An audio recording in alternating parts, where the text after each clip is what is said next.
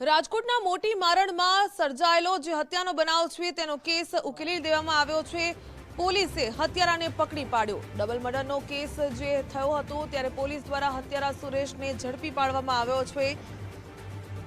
પ્રેમ સંબંધની અદાવતમાં double murder થયાનો ખુલાસો થયો। આરોપી સુરેશ બારિયા મૂળ દાહોદનો રહેવાસી।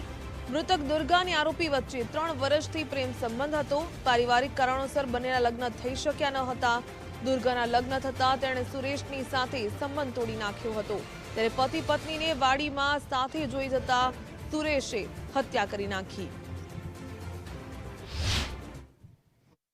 આમાં જો આરોપી સુરેશ કમલેશભાઈ બારિયા છે, જે બાજુના ખેતરમાં ભાગ્યા તરીકે રહે છે।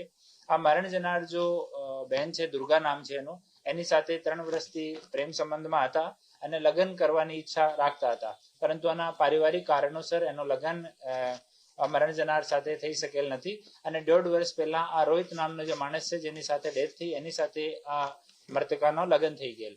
તો જ્યારે આ મૃતકાના ફાધર MP ગયેલા હતા ત્યારે બંને હસબન્ડ વાઈફ રોહિત અને દુર્ગા ત્યાં વાડીમાં હતા અને દવા છાંટવા માટે 2 લોકોને બહારથી બોલાયા હતા, જેમાં એક આ આરોપી જે છે આ આરોપી હતા।